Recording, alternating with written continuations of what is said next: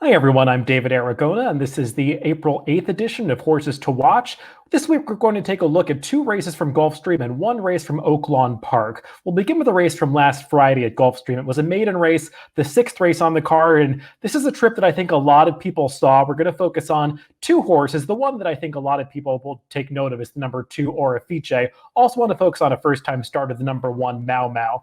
Let's break these horses from the gate, going the mile and the 16th distance at Gulfstream Park on the dirt course. And you're going to notice that Orifice breaks well, and Joe Bravo is trying to hustle it out of the gate. He's the number 2 horse, but the big favorite, the number 3 Candy Machine, just has about a half-length advantage on him as they head into that clubhouse turn. And Joe Bravo and Orifice is going to take this horse in hand and try to rate him in behind that heavy favorite. And I don't think that was the right decision to make because there really wasn't a whole lot of pace going on in the early stages of this race. And Orifice was wearing blinkers for the first time, so he was obviously pretty keyed up. And it's just a struggle to get this horse off the pace in behind these two runners.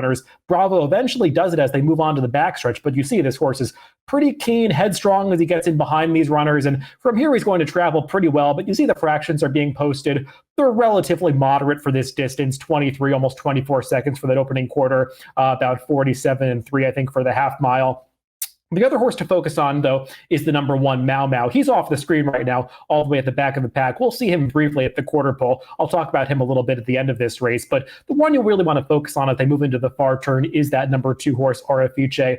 He's one who's got a great pedigree. He's out of that graded stakes winner, Grace Hall. And you see as they move up on the far turn here, Joe Bravo is going to elect to try to come inside of this heavy favorite Candy Machine. Right here, he starts to advance on the rail. It's a really tight spot that he's trying to squeeze through, really one that's not exactly there. And the number 3 Candy Machine is just going to close the door on him. Maybe the two just overreacted to being in tight quarters here. For whatever reason, he steadies pretty badly as they approach the 3/16 pole here, loses all momentum. Also note the number 1, Mau Mau, is closing from the back of the pack. He's on the far outside. He'll get up for 4th in this race. What I liked about Orifice's performance, though, is after he loses all that momentum at the quarter pole in that steady, he actually comes on again and almost gets by Candy Machine by the time they get to the finish line. Again, this is the short stretch going a mile and the 16th, so he didn't have that much time to make up that deficit after encountering trouble. The number 1, Mau Mau, closed for 4th there. Orifice is a horse that is obviously one that you want moving forward. He might not be a big price next time because everybody saw the trouble that he had in this race, and the race got a 95 Beyer speed figure. So this was a fast maiden race and a horse that's likely to break his maiden next time at a pretty short price.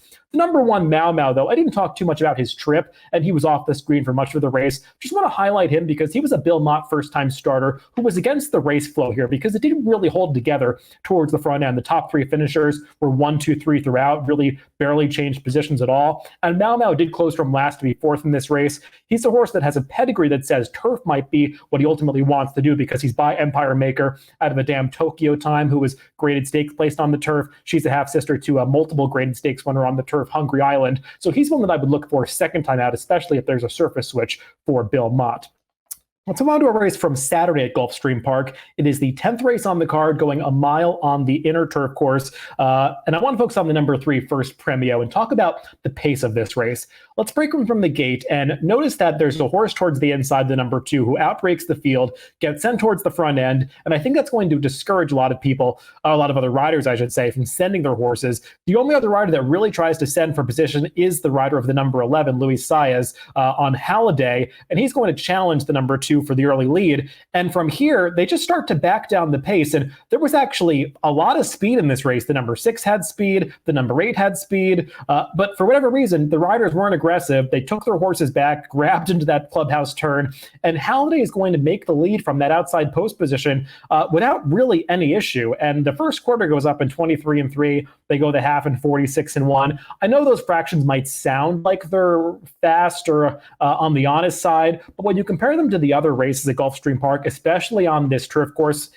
where the rails are set at 0 feet, the inner turf course, they're really not that fast. Just 3 races earlier over the same course, $12,000 claimers went 22-1 and 45-4 going the same distance. So Halliday was going much slower than those cheap claimers, and he actually runs the second half mile of this race faster than the first half mile, indicating that it was actually a pretty moderate to slow pace. And that's why I want to focus on the number 3, First Premio, who you see here highlighted towards the back of the pack. He was last early under Tyler Gaffaleo, who really had no option but to take this horse back because everybody else decided to rate. He's not a deep closer, but he just got shuffled to the back of the pack in the early going, and he really has no chance to close in the stretch, given that Halliday still has so much in reserve on the front end. He just sprints through the lane, and it's really a merry-go-round race. First Premio does do okay to get up for fifth here. You see him closing at the end there, crossing your screen.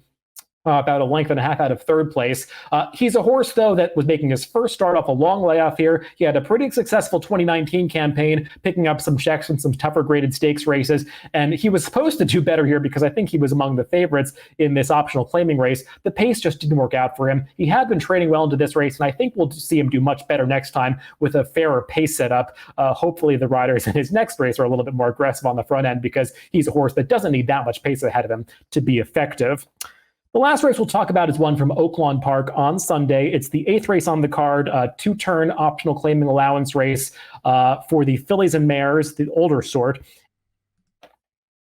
As we break from the gate here, let's focus on the number 5 horse, Aw Emma. She's that one with the gray face between runners here, and you see she breaks about a half length slowly, and Joe Talamo briefly tries to rush her up between horses, but that hole just closes up, and he has to rate her in behind runners, in behind really a wall of runners heading into the clubhouse turn here. That's really not ideal because Aw Emma, this number 5 horse, she's a need-the-lead type of runner. All of her prior victories have come in gate-to-wire fashion, and it's just not ideal for a horse like this to have to rate in behind runners.